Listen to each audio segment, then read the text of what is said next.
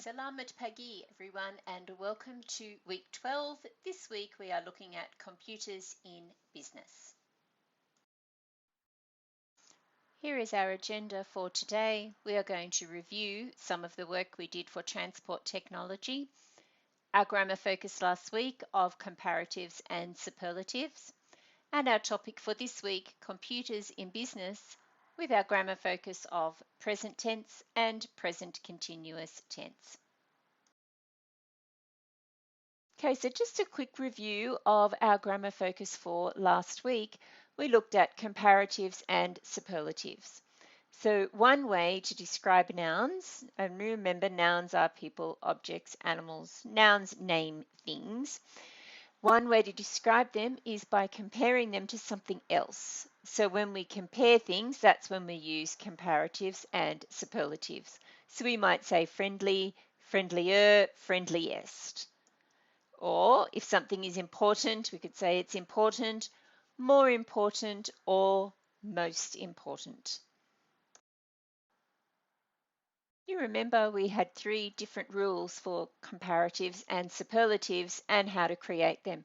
So if the adjective is just one syllable, then we can add ER for the comparative and EST for the superlative to the end of the adjective.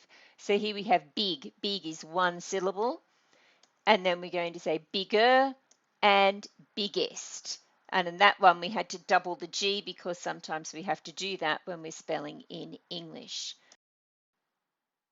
We have our second rule with comparatives and superlatives. When a 2-syllable adjective ends in Y, we change the Y to I, then add ER or EST. So if we had deadly, to make deadlier, I change the Y to an I and add ER.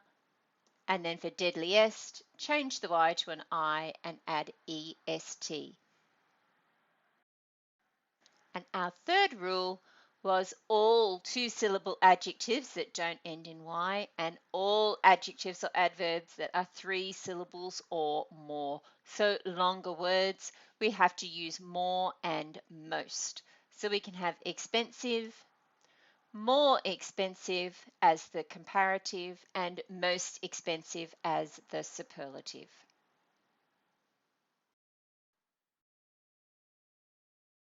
And then we have our warm-up questions for today, which is how often do you use social media?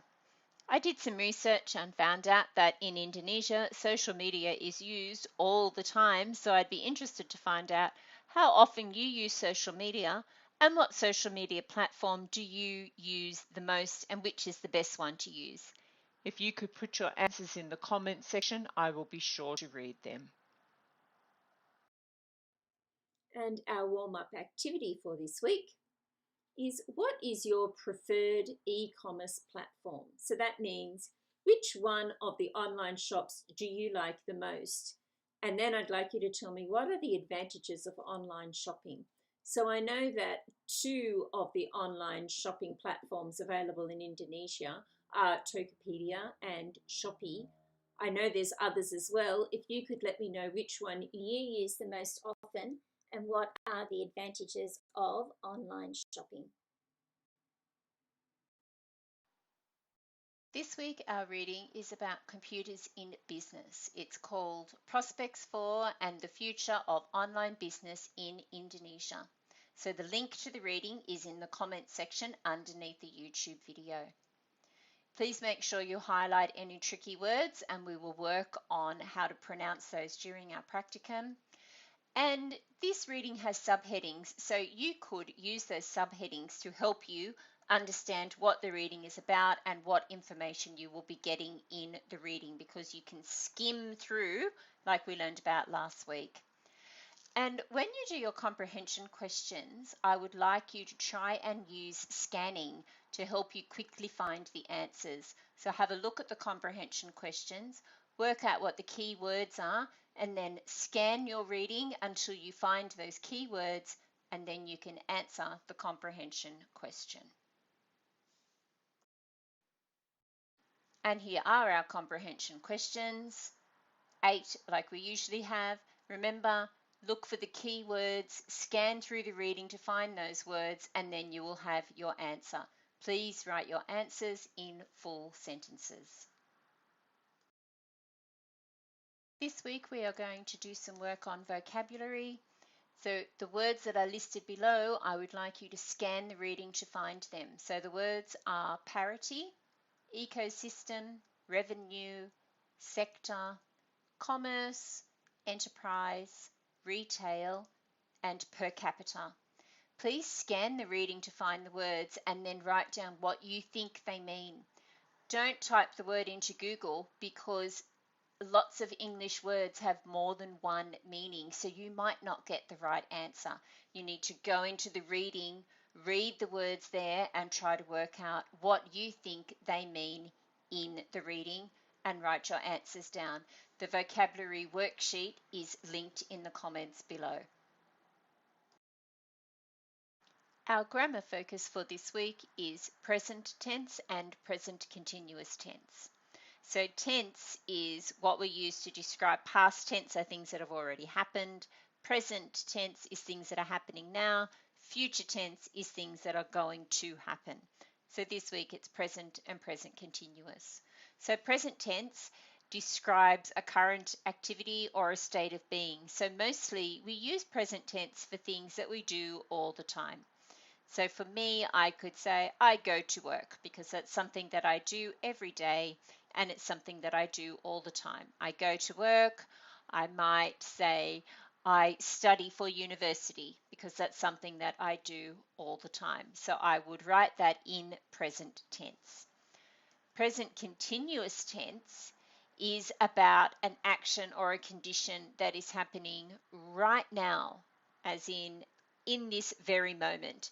So instead of saying I go to work, I would say in present continuous, I am going to work because it's something that I am doing right now.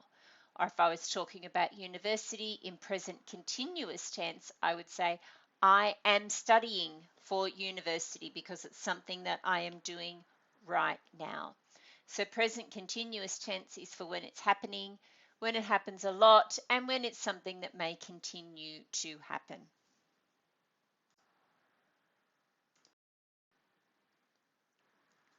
Having a look at present tense, this is the different ways that we can write present tense. I go to university every day.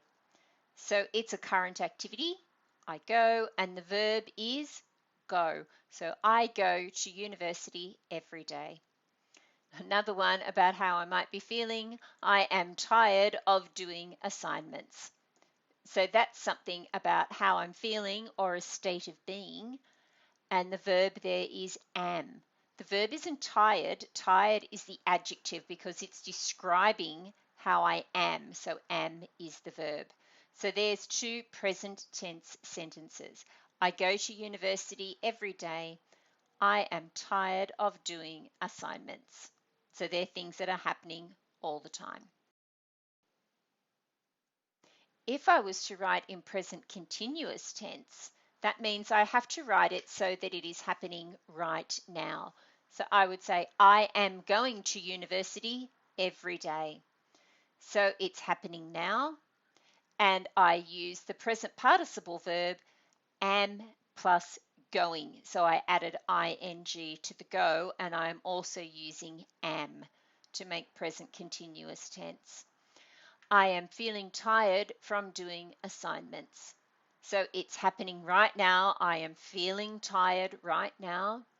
So the present participle and the verb is am plus feeling. So those two work together in the present continuous.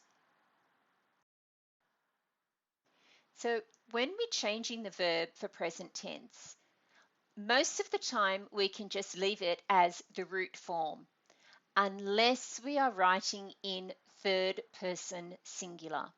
So third person is when you're writing about someone else. So you might be using their name or the name of an object, or you could use pronouns like he, she, or it. And when it's singular, that means it's just one thing or one person that you're talking about. So if I was going to do first person singular, that's talking about me, I could put I write. If I'm going to do third person singular, talking about someone else, I would write he writes, or she writes, or it writes. But I have to add an S to the verb for it to be correct in English. But the only time I need to change that verb is when it is in third person singular for the present tense. So, of course, there are rules about how we get to change that verb because there are so many different spelling rules in English. So, if the verb ends in any of these letter combinations, CH, double S, SH, X, or double Z, then we have to add ES, not just S, but ES. So it will look like crunch becomes crunches. So the way that works is I crunch, she crunches. So when it's just about me, I don't need the S. But when I'm talking about another person or another thing, I have to add the ES.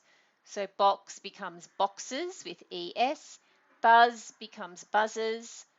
Cross becomes crosses. So if I use that as an example, I would write I cross the road, and then she crosses the road because I'm talking about third person singular.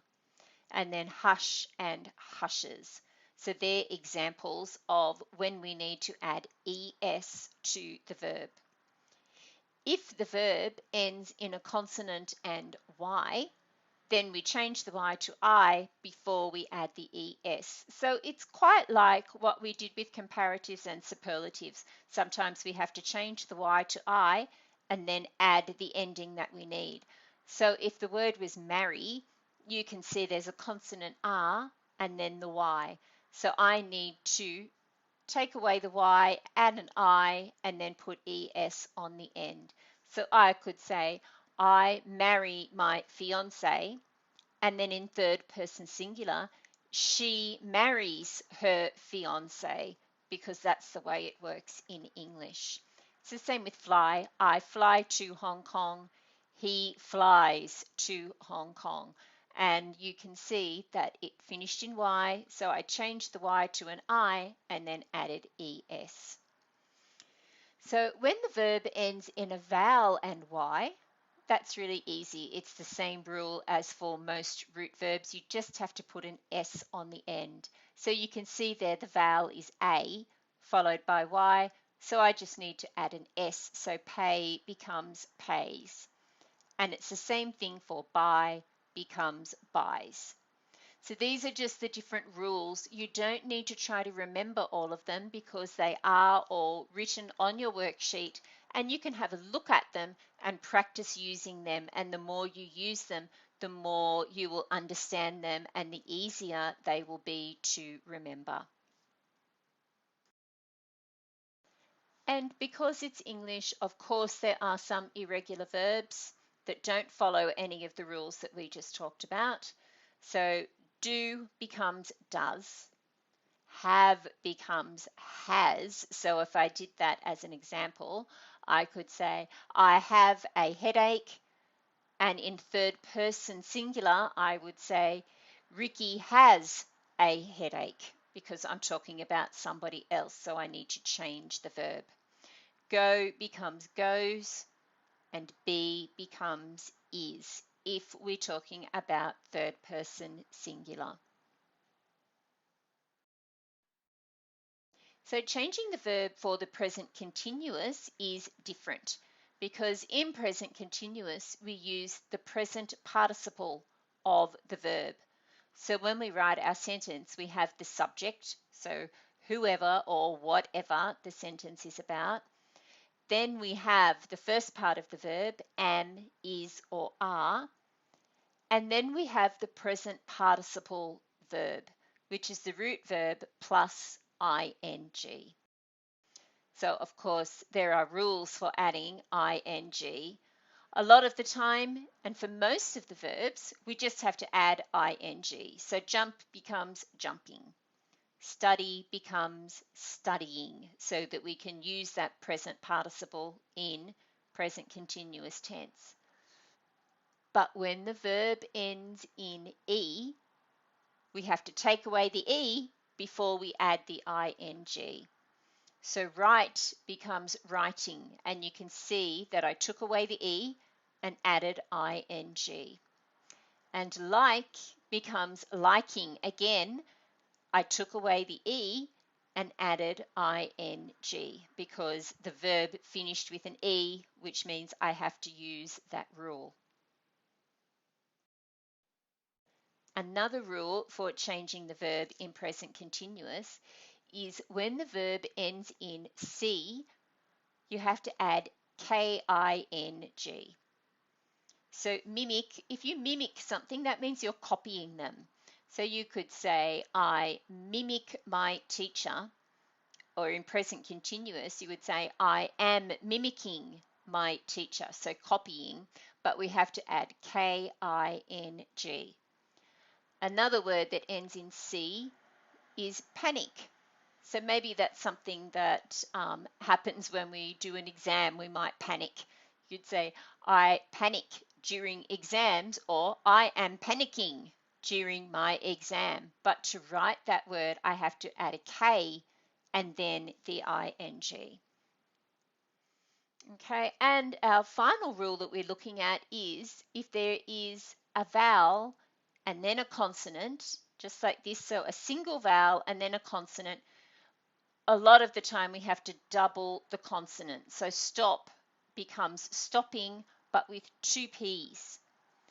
And then travel becomes traveling, and I have two L's. And do you remember when we were talking about comparative and superlative, and we had big, bigger, biggest, we had to have double G because the vowel I was right before the G at the end of the word. So if we were to do some practice writing in present tense and present continuous tense, let's try that. Here is the past tense. They navigated internet websites. If I want to write that sentence in present tense, I'm going to write they navigate internet websites. There's my verb, navigate. And in present continuous, they are navigating internet websites. So there's my present participle. I've got are and then navigate with the ing. And you can see that navigate ended with the E. So I took away the E and added ing. We'll do one more quick practice. So here's our past tense sentence. I drove to my house. In present tense, that would be I drive to my house. There is the verb drive. And in present continuous, I am driving to my house. It's something that I'm doing right now. So there's my present participle verb, driving, and I've also got the word am. So for your grammar activity for this week, I would like you to look at these sentences that are all written in the past tense. You can read them for yourselves later, and write them in present tense and then write in present continuous tense. So there are 8 sentences altogether. These are on a worksheet that is in a link underneath the YouTube video. So you click on the link, the worksheet will be there, and all the rules are there as well. So you can complete that work there. For our practical lesson on Thursday, please make sure that you have done the reading.